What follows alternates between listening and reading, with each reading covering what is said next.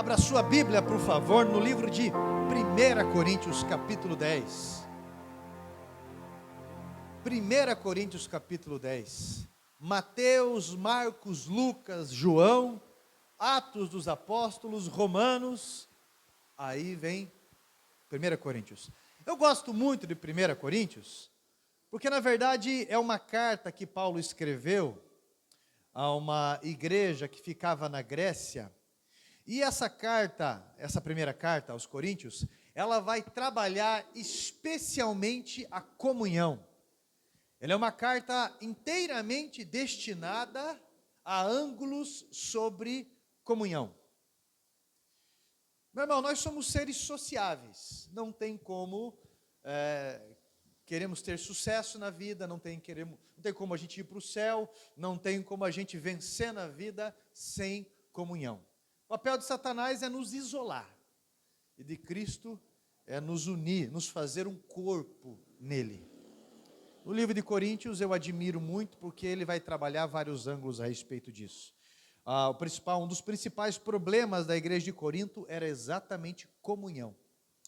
1 Coríntios, capítulo 10, versículo 12 e 13. Diz assim a minha tradução: aquele, pois, que pensa estar em pé, veja para que não caia. Não vos sobreveio tentação que não fosse humana, mas Deus é fiel, e não permitirá que sejais tentados além das vossas forças. Pelo contrário, juntamente com a tentação, vos proverá livramento, de sorte que possais suportar. Amém? Assente-se, por favor.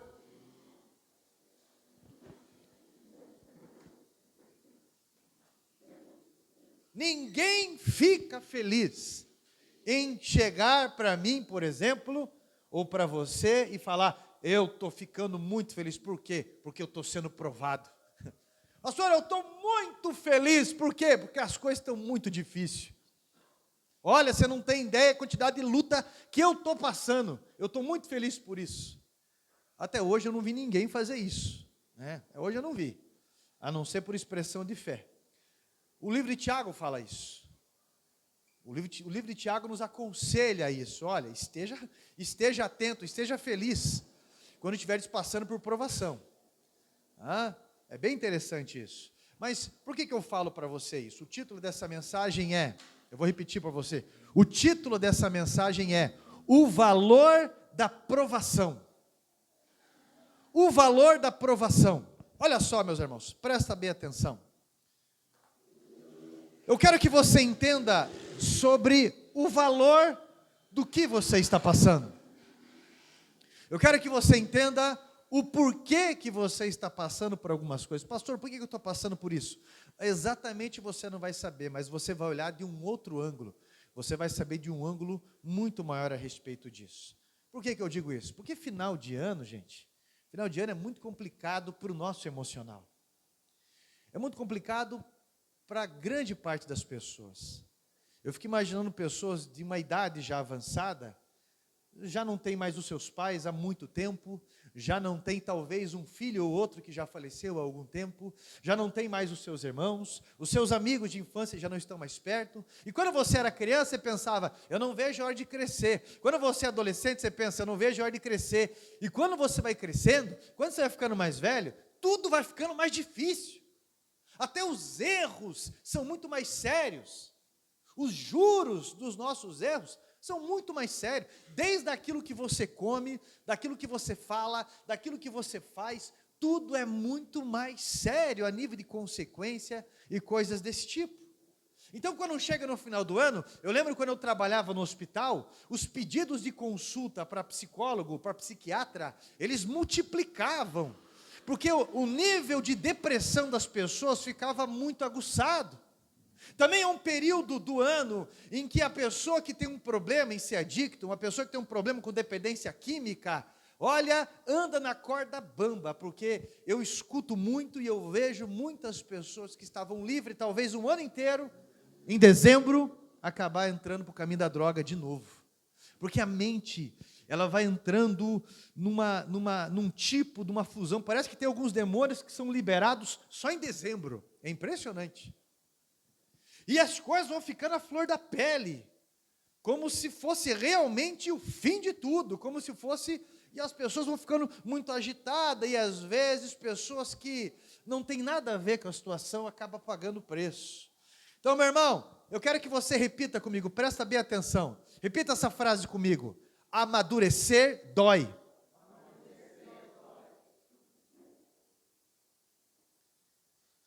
Amadurecer dói, meu irmão. Não é verdade? Só sabe a necessidade de quem passou fome, na real quem passou fome. De perder um ente querido e você não ter palavras para você descrever isso, só quem passou por isso. Parece que você perde um membro do teu corpo e você tem que aprender a conviver com aquilo. Coisas desse tipo. As coisas se vão, os sonhos aumentam a frustração, não tanto os sonhos, mas final de ano não é tão fácil. Então nós precisamos nos preparar para atravessar os Jordões da vida. E a provação que nós estamos passando, ela destaca cada vez mais o propósito. Toda vez que você declara ou se coloca num propósito de Deus, um inimigo se levanta. Isso é uma lei no mundo espiritual, porque nós vivemos um período de guerra. Então, toda vez que você, esse ano eu vou me envolver mais na casa de Deus, esse ano eu vou fazer isso, cada vez mais para Jesus. Naturalmente, um inimigo, ele se levanta, porque tudo aquilo que se levanta de Deus, um inimigo se levanta também, para tentar nos desvirtuar, porque ele é um dissimulador, tenta nos desfocar de tudo. Então, meu irmão, eu quero que você entenda o valor da provação que você está passando. Por quê, pastor?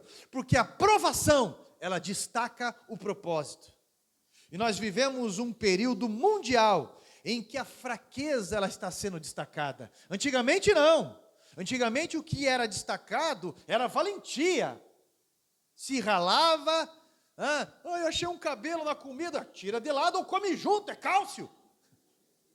Hoje, meu Deus do céu, é uma frescuraiada, isso está dando muito valor à fraqueza, e pessoas que não são fracas, estão achando uma brecha para usar uma falsa fraqueza para alcançar certos objetivos. É impressionante. Fazem guerras, e isso já demonstra que não são fracos, são manipuladores na real. Então, pessoas fortes usam máscaras de fraqueza para avançar em suas cobiças.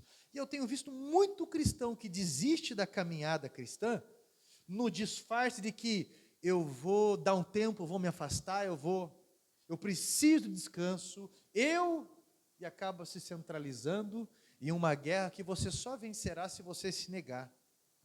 É bem interessante isso, porque o processo de Deus em nos amadurecer para a vida, é um processo sobre o nosso caráter, e essa moldura, ela envolve dor, ela envolve trabalho, ela envolve autonegação, precisa se conhecer Deus, se quisermos passar e sobrevivermos nesses momentos, precisa se conhecer sobre Deus, sobre essa batalha, sobre quem é o nosso inimigo, e esse processo todo predestinado vai envolver o nosso caráter sendo moldado. Muitas pessoas falam a palavra Deus, mas não sabem que Deus não é um nome. Muitas pessoas querem vencer na vida, mas não sabem os 5 pontos básicos para você passar pelas provações e para você vencer as provações. Quando você começa a andar com um pastor, por exemplo, uma pastora, uma pessoa que você entenda que é referência de Deus, você vai ver, quando você começa a caminhar, que a vida dessa pessoa é muito difícil sim. Porque às vezes você lê o livro de Atos dos Apóstolos, e você vê lá, e aquela pessoa, e de repente as pessoas caíam na unção, e de repente, seja curado aqui, e acontecia. Mas você esquece que ali, dentro de um versículo, tem um intervalo de 15 anos, de uma situação até outra, muitas vezes. Teve um rebu, e ali traz um resumo do destaque de Deus. Para Paulo, por exemplo, fazer ele já era doutor em teologia, para ele fazer a primeira viagem missionária, ele demorou 15 anos, e mesmo ele sendo doutor em teologia, ele foi discipulado 3 anos pelos discípulos de Cristo, e também por apóstolo, mesmo sendo doutor em teologia. E às vezes algumas pessoas entendem de uma forma muito ansiosa e online, muito online, o que eu chamaria de cultivo, porque envelhecer é um cultivo. Amém, povo? Está entendendo? Então eu vou te passar aqui 5 pontos para você passar pela aprovação, e para você entender o valor da aprovação, porque nós nascemos para resolver problema. Essa pessoa que está do teu lado aí, bonita, tão bonita que está usando máscara, essa pessoa que está do teu lado, ela nasceu para resolver problemas, mas tudo que a gente quer é fugir de problema, em vez de se aperfeiçoar para o problema. Você está entendendo?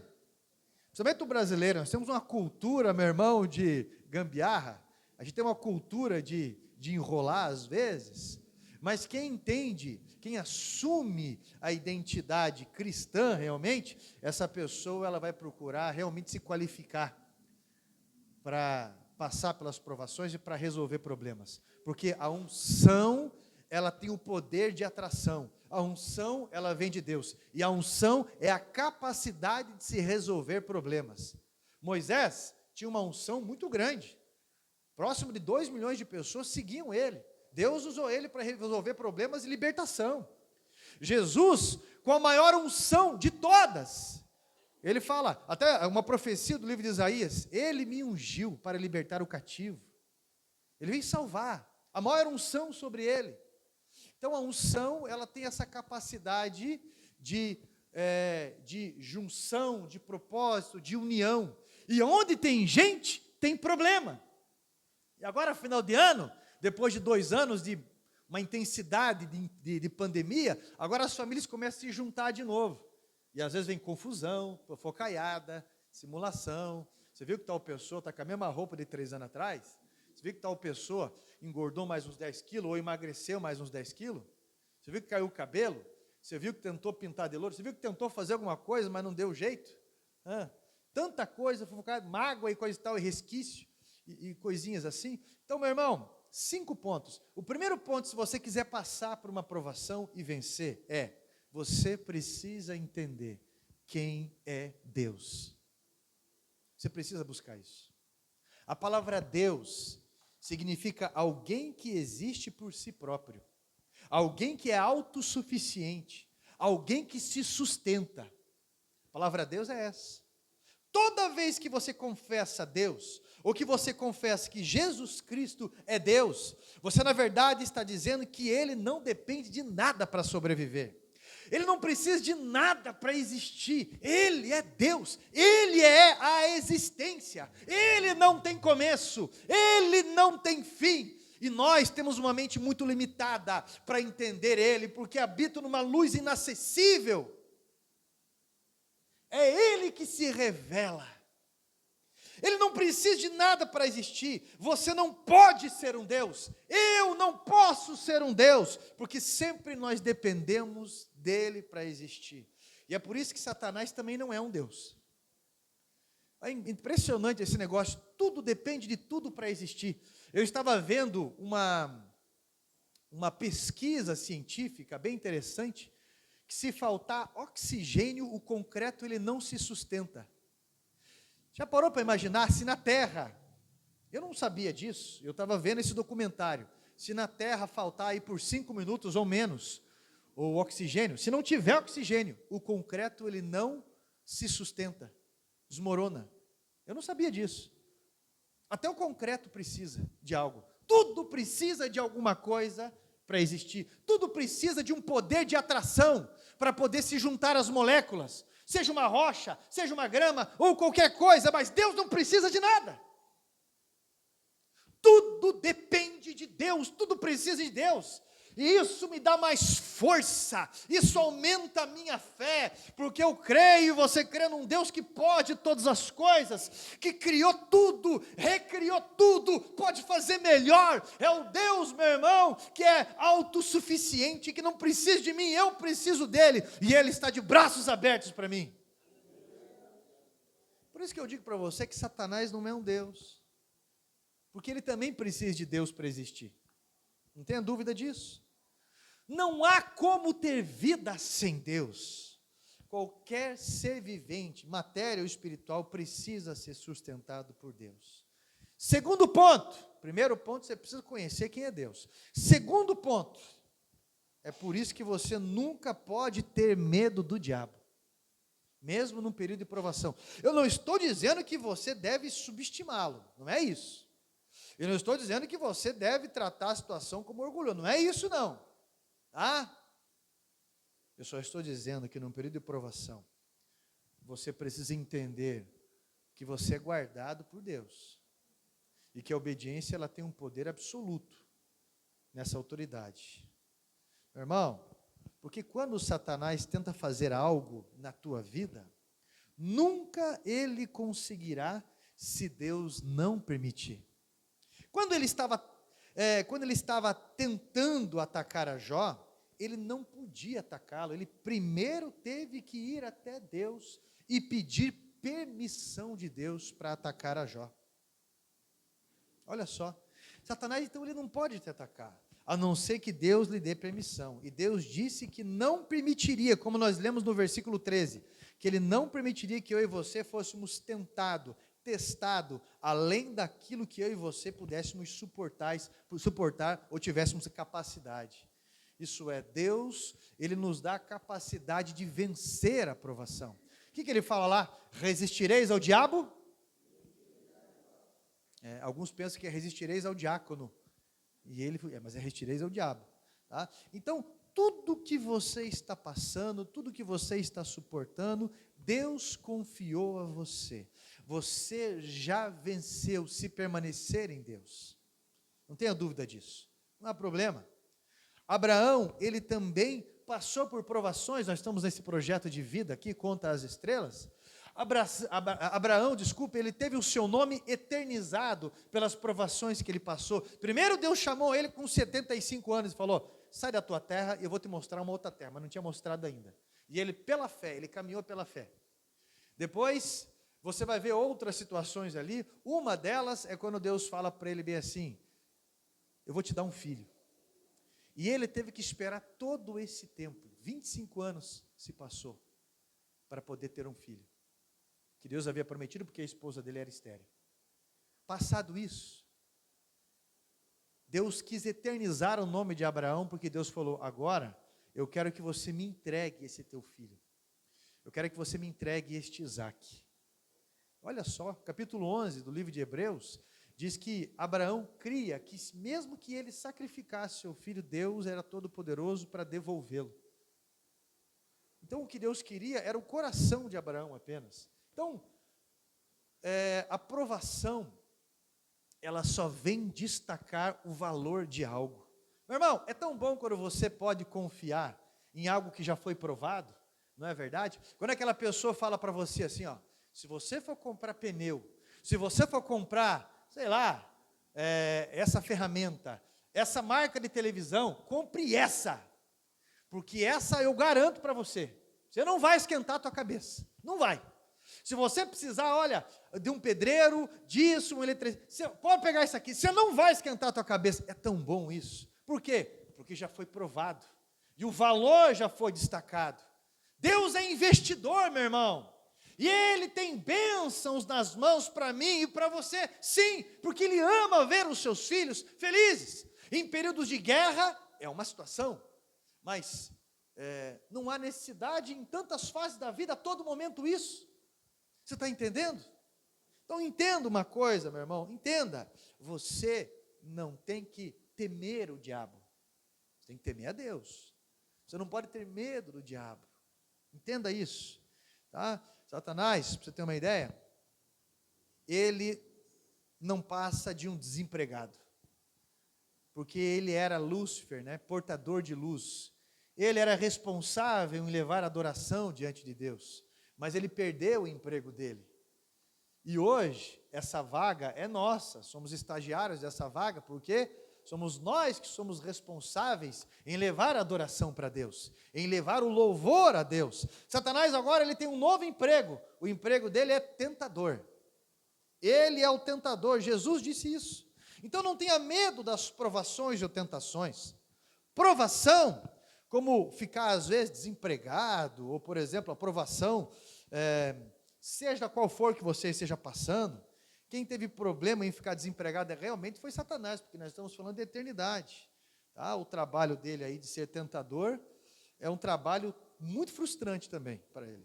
Tá? Então ele não é mais líder não. Terceiro ponto que você precisa entender sobre o período de provação. O que é o tentador, pastor? O que é a tentação? O que é o tentador? Meu irmão, essa é uma descrição do trabalho de Satanás. A palavra tentar, ela significa testar para descobrir a fraqueza. Tentação. A palavra tentar significa testar para descobrir a fraqueza. Testar para conhecer a fraqueza. Essa palavra ela tem origem grega e os romanos aperfeiçoaram ela. Amém? Isso, olha para cá. Os romanos, eles foram um dos exércitos mais poderosos da terra. Eles foram os que aperfeiçoaram algumas técnicas como exército, mas eles não seriam tão poderosos assim se as suas armas não fossem aperfeiçoadas, se as suas armas não fossem boas. Por causa da sua disciplina e de suas armas, eles foram superiores aos seus inimigos. Mas como que os romanos faziam as suas armas? Presta bem atenção, eu estou explicando para você o sentido original da palavra tentar. Está prestando atenção? Amém. Porque nesse calor a pressão baixa um pouco, né? O calor, essas coisas. Aproveita que não tem aquelas motos, pá, pá, passando. Aproveita. Aquilo também é do inimigo. O inferno está cheio disso. Eles basicamente, eles pegavam, para fazer essas armas, eles pegavam o aço, colocavam no fogo. Quando o aço estava vermelho, mole e vermelho, eles colocavam na bigorna, que era uma base de ferro, pegavam um martelo e começavam a bater com o martelo naquele ferro, para moldar aquilo que eles queriam, moldar uma espada, por exemplo. E daqui a pouco eles pegavam aquela espada e eles colocavam na água. Eles olhavam, viam as falhas e eles colocavam de novo no fogo. E daí eles tiravam do fogo quando estava vermelho, batia naquele lugar para que as moléculas se juntassem, para que a fraqueza saísse, colocavam no fogo, analisavam de novo, e daqui a pouco colocavam de novo no fogo, colocavam na bigorna, batiam, colocavam na água, analisavam, e aquele processo de novo, de fogo, de batida, de água, de análise, esse processo era chamado de tentar. Tentar. Esse processo de fogo, bigorna, batida, água, análise, é chamado de tentar. Porque o processo de tentar é o processo de tirar a fraqueza de algo. Está sendo tentado? Ah, pastor, toda a vida eu estou sendo tentado. Final de ano, pastor, é muita comida. Final de ano eu tenho vontade de devorar tudo, mas eu também tenho vontade de tirar a vida. Final de ano eu tenho vontade de fechar num quarto, me trancar, mas eu também tenho vontade de beber todas. Final de ano eu tenho vontade dos extremos. Impressionante algumas coisas. Parece que eu estou perdendo a minha vida. Quando eu entro nas redes sociais, parece que eu estou desperdiçando a minha vida, tentando levar uma vida certa. Porque parece que aquelas pessoas que levam a vida toda errada, a vida delas é feliz, elas vão para frente, é todo mundo sorrindo. Meu irmão, para pensar, quando eu trato essas pessoas, e você também conhece algumas delas, parece que aquelas vidas de escolhas erradas foram resultados bons, mas elas precisam demonstrar essa imagem constantemente, pelo nível vazio que tem. Tá? Então, terceiro ponto, você precisa entender o que é tentação, e se Deus lhe permitiu algo, é para que você seja provado, para que a tua fraqueza saia, para que você receba algo melhor. Amém? A nossa vida é essa. Um período de provação, aí você avança. Um período de provação, daí você avança. Quarto ponto que precisamos entender. Deus deixa bem claro que o papel do tentador é nos fazer fortes nas mãos de Jesus. Amém? Porque quem que vê as nossas fraquezas? Deus. Quem que nos molda? Deus. E alguns de nós estão passando pelo fogo agora. Alguns de nós estão na bigorna. Pastor, eu nunca apanhei como eu tenho apanhado. Alguns de nós, pela água. Alguns de nós, pela observância, pela análise apenas.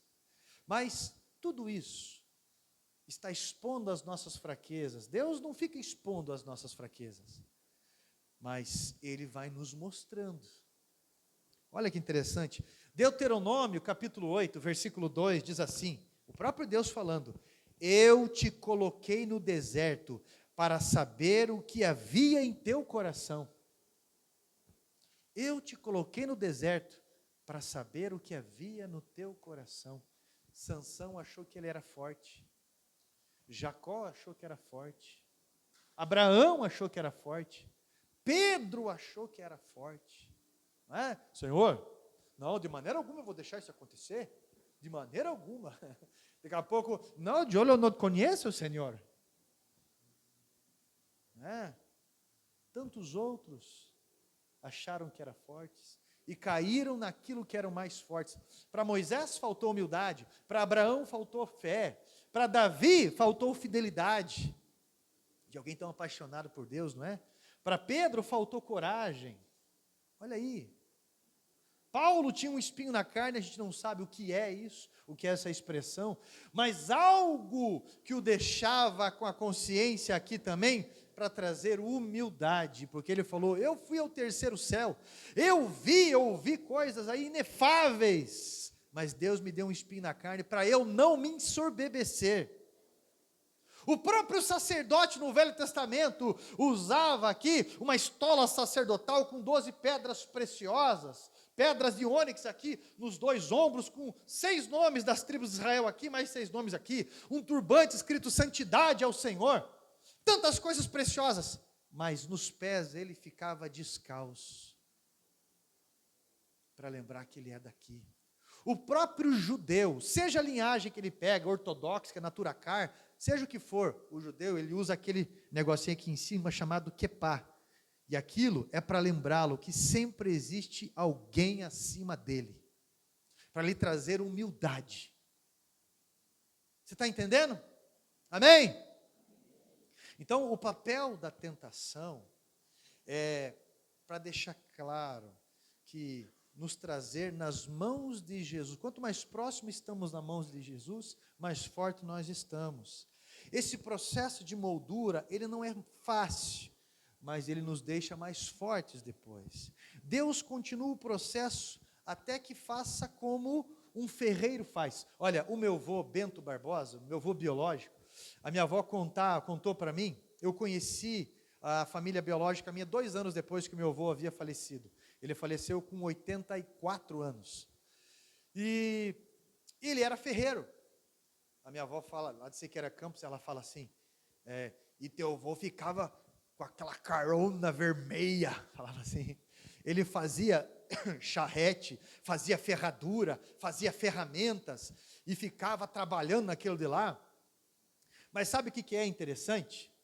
É que se alguém da cidade queria uma ferramenta de confiança, tinha que procurar gravado o nome Barbosa, que era o sobrenome da minha família, é o sobrenome da minha família biológica lá em Siqueira Campos, Barbosa. Na armadura romana, as ferramentas romanas, a espada romana, também ela tinha o nome do ferreiro. E quando aquele, o qual nós estamos na mão dele, nos prova, nos testa, nos capacita, passamos por isso, somos aprovados, ele grava o nome dele em nós. Amém? E é impressionante como ele nos chama para alguma missão. Para quê, pastor? Para que eu e você sejamos uma ferramenta na mão dele. Por isso que a gente tem que tomar cuidado, e muito cuidado, ao criticar pessoas que estão trabalhando na obra. Uma coisa, eu não gostei da música que escolheu, eu não gostei da gravata que está usando, alguma coisa assim, tá? Eu acho que podia ter colocado uma frase melhor ali, ou assim. Outra coisa é falar, se a pessoa não é digna, ou se a pessoa, você não conhece, você não sabe o que essa pessoa passa para estar onde está. E a gente tem que tomar muito cuidado com esse tipo de coisa, porque o orgulho sempre vai rebater a gente. O nosso orgulho sempre vai nos levar ao fim da fila mais uma vez. A gente tem que tomar muito cuidado com isso. Jesus, Ele nos molda para sermos uma ferramenta, uma espada, para sermos usados na mão dEle. Amém? Então, meu irmão, eu sempre digo que Satanás é como se fosse um cachorro brabo amarrado por uma corda, que Deus solta até onde quer e puxa de novo. Lá em casa tem um pastor alemão nosso, o Baruch, é um bebezão, tem 1 ano e pouco, um bebezão, só que ele é grandão. Então, às vezes, quando chega uma criança que não tem muita intimidade, chega próximo, e o Baruch vai vindo daquele jeitão dele, a criança corre para perto da mãe, corre para perto do pai. E o tentador, quando ele começa a agitar alguma coisa, o que a gente faz? Corre aos pés de Jesus. Eu ouvi uma frase essa semana que me chamou a atenção. Jesus só vai ser tudo na tua vida quando você entender que, algumas vezes, Ele é tudo que você tem. Entendeu? E às vezes a gente chega numa condição dessa, que a gente entende que Ele é tudo que a gente tem. Tá? É interessante esse processo de provação que destaca o valor. A Bíblia diz que Jesus, Ele foi batizado por João Batista, e depois o Espírito Santo o conduziu para onde? Para o deserto. Para fazer o que lá? Para ser tentado. Para ser tentado. E depois que passou os 40 dias de tentação, o que aconteceu? Os anjos vieram e o serviram. 40 dias, sem nenhum defeito. Aí Deus Pai o enviou a batalha para salvar. Não tenha medo da luta, mas permaneça firme, mesmo em meio a toda a pressão, porque Deus está contigo em cada batalha. Deus está contigo em cada provação, em cada oração, em cada situação. Não fique intimidado pelas notícias do mundo, porque Deus está cuidando de você e daquilo que Ele permitiu você ter. Deus nunca perdeu o controle de nada. Mas alguns desertos é para que a gente se conheça. 5º ponto. Presta bem atenção no 5º ponto. Não fuja dos momentos de ensino. Você quer passar e você quer superar as provações da sua vida? Deus está te preparando para este mundo. Deus está te preparando para as batalhas deste mundo. Deus, meu irmão, Ele grava o nome dEle naqueles a quem Ele prova. Como Ele fez com Abraão, como Ele fez com Davi, como Ele fez com Pedro, como Ele fez com Paulo, como Ele fez com tantos e tantos outros que geraram frases históricas. Frases históricas. Meu irmão, Deus não tenta nenhum homem. Ele já empregou alguém para esse serviço. O Tiago, na Bíblia, Tiago, o irmão de Jesus, líder da igreja em Jerusalém, ele diz que, ao ser tentado, não diga Deus está me tentando, mas a nossa cobiça nos tenta. Na tentação, nós somos destacados a nossa concupiscência da carne. Eu vou explicar algo para você. A Bíblia não diz que você tem que enfrentar a tentação, diz que você tem que fugir dela, com sabedoria. Não fugir do propósito de Deus. Você tem que, é um alerta da tua cobiça, é um alerta da nossa cobiça. É bem interessante isso.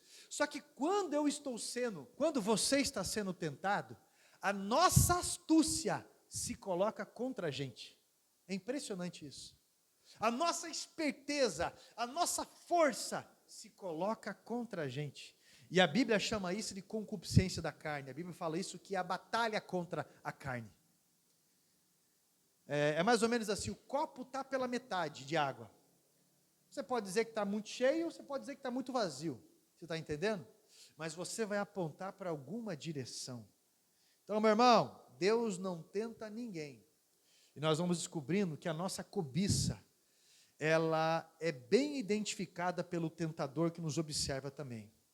Então, eu preciso que você entenda que Deus pode confiar em você uma missão, mas eu e você vamos ser provados primeiro. E o que a gente faz quando a gente está sendo provado?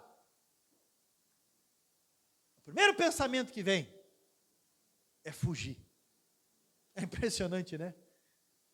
É fugir do casamento, é fugir da igreja, é fugir do ministério. Alguns é fugir da vida, é fugir dessa realidade para um mundo de fantasia, a droga, por exemplo.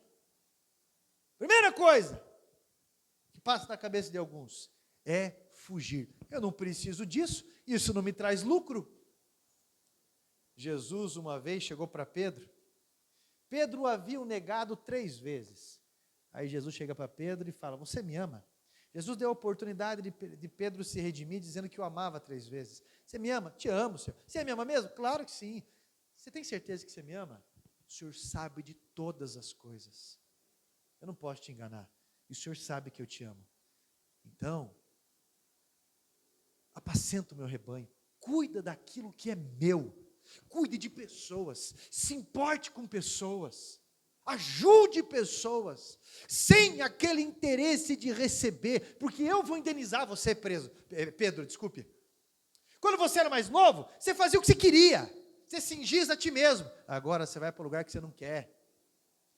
Agora você tem que tomar muito cuidado, porque se no meio de uma tribulação dessa, você não tomar muito cuidado do que você fala, você pode sair culpado de toda aquela situação. Eles podem parar de brigar entre si e começar a brigar com você. Tem que tomar cuidado, porque você vai lidar com a ferida dos outros. E por onde você passar, Pedro, você vai melhorar a vida de pessoas. Você vai deixar o meu nome gravado naquele lugar, Pedro. Você vai levantar um altar para mim em cada provação, Pedro. Eu estou contigo em cada provação. Entenda isso. Deus pode confiar a você uma missão? Você já conseguiu identificar uma missão de Deus na tua vida? Olha para cá, você que está com um zóio de ventilador. Olha para cá. Você consegue identificar a missão de Deus na tua vida? A missão de Deus na minha vida é eu me sentir bem, pastor. A missão de Deus na minha vida, pastor, sabe por quê? Porque eu quero sentir Deus. Eu quero sentir Deus. Só sentir. E o Otmani, num dos livros dele, presta bem atenção, isso aqui é interessante. Num dos livros, eu estou repetindo isso essas semanas, em um dos livros do Otmani, ele diz que o inimigo número 1 dos cristãos é o sentimento. Porque o sentimento é manipulador. Se você escutar uma música com um violino mais tranquilo, você já fica meditativo naquilo. Se você escutar um fandango gaúcho, você já fica agitado. Se você escutar um rap daqueles assim, bem, já dá vontade de fazer um assalto. É brincadeira.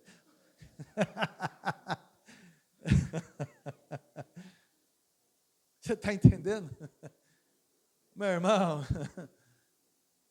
porque a música, ela vai lidar direto com os nossos sentimentos. Ela vai lidar direto com a nossa alma.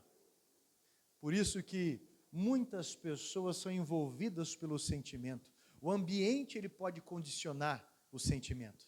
Já percebeu que várias vezes quando você entra na igreja, parece que o ambiente ele vira um ambiente de provação, uma vontade de levantar, uma ansiedade, uma vontade de ir embora de uma vez, uma inquietação que vem porque existe uma batalha. Deus está nos instruindo de algo para a vida. E até com o pregador você se irrita, com aquela pessoa do lado você se irrita, com tudo te dá ansiedade, tudo. Por quê? Porque é um período de batalha. E é muito importante eu e você entendermos que Deus nos confia uma missão. E nós, quando conhecemos a Deus, Ele revela a sua missão para nós. E toda vez que Ele revela a sua missão para nós, nós não conseguimos fugir disso, porque aquilo fica cravado como um tribunal dentro da gente.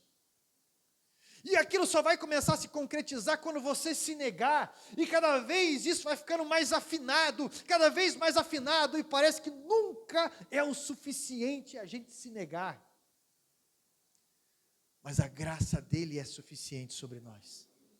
A graça dele é o que faz a gente levantar todas as manhãs. A misericórdia dele é o que nos dá a credibilidade de termos confiança de enfrentarmos os desafios. O amor dele nos dá coragem para acordar todo dia e ser valente. Eu quero que você aproveite os momentos de ensino. Pastor, como assim? Quando você começa a se envolver com a palavra de Deus, perguntas vão começar a ser destacadas dentro de você. E aí você vai ter que procurar respostas, porque a fé, para ela ser viva, ela precisa ser confrontada e ela precisa de respostas para ela poder existir. Eu lembro de uma das primeiras inquietações minhas que eu tive da Bíblia. Quando eu estava lendo, se eu não me engano, era Isaías 41. Eu não lembro se era Isaías 41. Não lembro qual Isaías que era, mas era Isaías. Em que Deus, através do profeta, ele dizia assim: povozinho meu, vermezinho de Jacó. Na música do Sérgio Lopes, ele fala isso também. A Jerusalém, porque deixastes de adorar o Deus vivo que em tantas batalhas te ajudou. Chora Israel, num lamento só.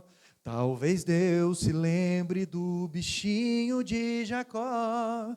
Chora Israel, Babilônia não é teu lugar. Clama ao teu Deus e Ele te ouvirá. Do inimigo te libertará. Mas o que Deus chama o povo dele de verme? Vermezinho de Jacó. E aquilo me deu, e não, na época não tinha Google, que você vai ali na internet, é uma facilidade de hoje, para você ver várias opiniões e estudos. Você vai procurar em livros, em bíblias, e você precisa ser saciado daquilo. Daqui a pouco você está lendo o livro de Amós, e você vê escrito lá: ó mulheres vacas de Bazã. E assim você vai entendendo o que Deus vai falando com você. Mas Jesus foi grosso quando ele falou: mulher, o que tenho eu contigo? Jesus foi grosso com a mãe dele, mas não pode, ele é Jesus, ele é Deus. Aí você vai pesquisar a respeito, e isso vai trazendo respostas que você nunca mais vai esquecer. E esse envolvimento com a palavra, ele vai te dando ensinamentos para a vida. Cada congresso que você vai, cada mensagem que você escuta, vai te trazendo uma consciência ligada no céu, que te faz vencer os momentos de provação. Porque quando você está passando por momentos de provação, meu irmão, esse alimento vai te sustentar. Essa ligação com Deus vai trazer respostas na tua mente que o Espírito Santo vai te lembrar. Entenda isso. E aí, quando você estiver numa cama, no momento próximo da morte, você vai lembrar o que o apóstolo Paulo disse em 2 Timóteo 4, 6-8. Olha, eu já estou sendo entregue para a libação. Combati o bom combate. Completei a carreira, eu guardei a minha fé, e a coroa da justiça está reservada para mim, e não somente a mim, mas a todos aqueles que amam a vinda do Senhor. Chegar no último dia, e poder fazer uma declaração dessa: eu guardei a minha fé. No livro de John Fox, escrito em 1560, livro dos mártires, tem um pastor que ele chega e vão queimar ele vivo, meu irmão, coloca uma estaca, os judeus vão queimar ele vivo ali, e esqueci o nome dele agora, não lembro se era John Hus, eu esqueci o nome dele, e coloca uma estaca para amarrá-lo, e ele vai manso ali, ele não vai se debatendo. Quando colocam ele na frente da praça para queimar ele, ele coloca a cabeça dele naquele palanque, e ele fala: adeus fé, eu não vou precisar mais de você, porque agora eu vou estar com o próprio Deus.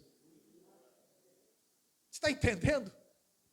Você está entendendo a missão?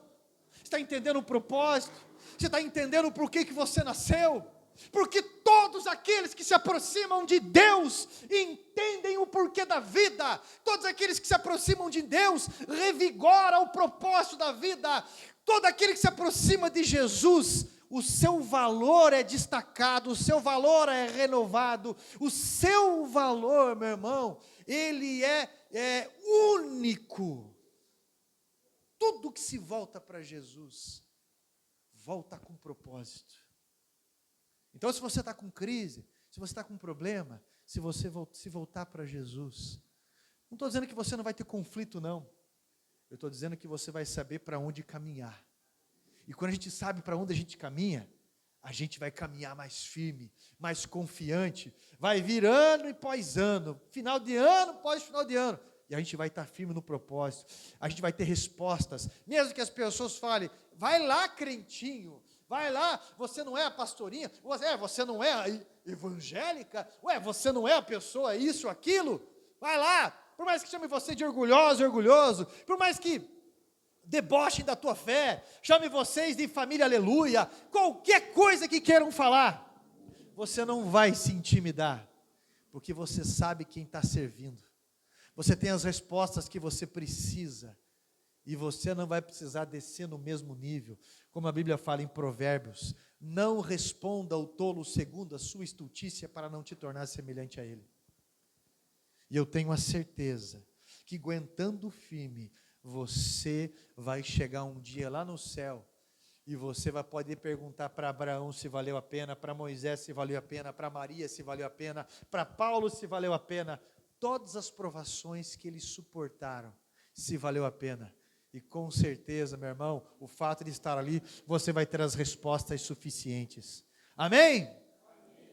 Se você está passando por alguma provação, eu quero que você se aproxime de Jesus cada vez mais, porque Ele vai te fazer olhar além da provação e vai te trazer alegria e felicidade, mesmo no meio do deserto.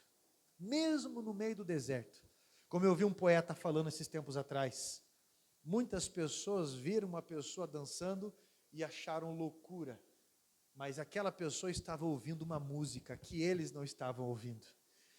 E olha, meu irmão, muita gente não entende o porquê da alegria e da firmeza, mesmo depois de tudo que aconteceu e de tudo que acontece. Pessoas permanecerem firmes. Pode passar por tentações, traições, abandono, seja o que for. Você sabe quem está com você. Você sabe quem está na rua com você. Você sabe, meu irmão, aonde você vai chegar e quem você é. Deus vai te dar graça. Peça sabedoria para Ele e Ele vai te encher. Se coloque em pé em nome de Jesus.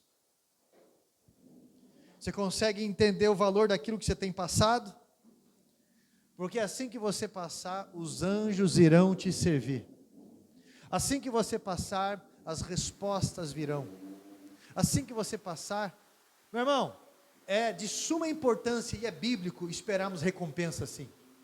Você pode perceber, nós temos que esperar recompensas sim. Esse negócio de que eu faço sem esperar nada, eu não espero nada de pessoas, naturalmente, eu faço sem esperar nada, mas eu espero de Deus sim, eu espero a indenização de Deus sim. Eu espero, e outra coisa, muito além eu espero na graça dEle, porque Ele já me deu muita coisa, só salvação vale muito, eu faço por gratidão, e mesmo assim eu sei que Ele vai abençoar muito mais, porque Ele é um Deus de abundante graça, Ele é um Deus de abundante graça. O valor da provação que você está passando, meu irmão, vai destacar algumas coisas na tua vista, mas vai fazer você amadurecer, vai fazer você colocar o diabo debaixo dos teus pés, onde é o lugar dele, por mais que ele tenha picado o teu calcanhar, Deus te dá autoridade de pisar na cabeça dele, em nome de Jesus. Então eu quero que você levante as suas mãos, eu quero que você levante o seu semblante, e eu quero que você diga para Deus o valor dele na tua vida, eu quero que você diga para Deus, eu quero que você agradeça a Deus, e você tem muitos motivos para agradecer a Deus, você tem muitos motivos para agradecer a Ele, porque através dessa aprovação, Deus tem te dado firmeza, Deus tem te moldado para um grande propósito, através dessas situações, em lidar com pessoas difíceis, Deus está confiando a você outras pessoas difíceis. Deus está confiando a você órfãos. Deus está confiando a você pessoas machucadas. Deus está confiando a você, Pedro, situações que Ele não confiaria a outro, somente a um amigo, somente a um amigo, somente a quem está próximo dEle. Então não se canse das almas, não se canse, não se fadigue por isso, porque Jesus te ama, e só quem pode amar alguém vai conseguir dividir o fardo com alguém. Alguém ajudou Jesus a carregar aquela cruz, e hoje, meu irmão, o próprio Jesus vem nos ensinar o valor disso. Negar a si mesmo, tomar a cruz. Santo Deus, nesse ambiente celestial, nessa batalha espiritual, Pai, que estamos enfrentando também no final de ano, em que as nossas emoções ficam afloradas, em que se destaca os medos, os receios, as paixões, as tentações, Pai, as raivas, as memórias, os questionamentos, tantas coisas assim.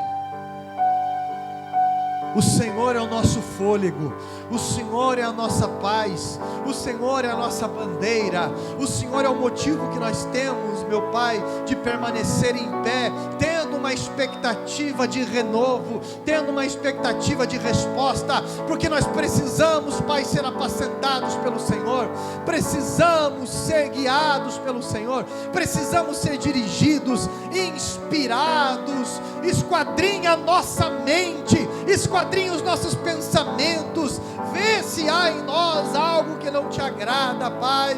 Nos molda, ó Deus Todo-Poderoso, porque o Senhor é bom, porque o Senhor é agradável, é justo. Ah, meu Deus Todo-Poderoso, quão orgulhosos nós já fomos, e quão isolados nós já fomos pelo nosso orgulho. Então, no nome de Jesus, Pai, faz-nos pessoas amáveis como o Senhor é, faz-nos pessoas sociáveis como o Senhor é, Pai.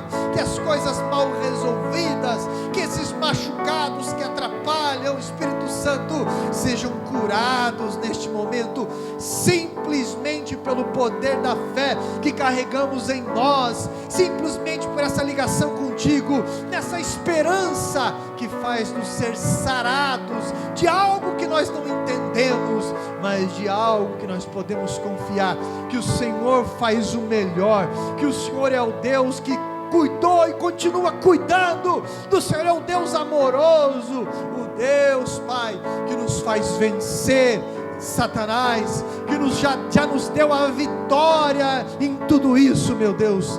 Derrama a capacidade, derrama a sabedoria, derrama entendimento. Assim, meu Deus, nós ligamos esta oração aos céus, em nome de Jesus Cristo, e todos digam amém.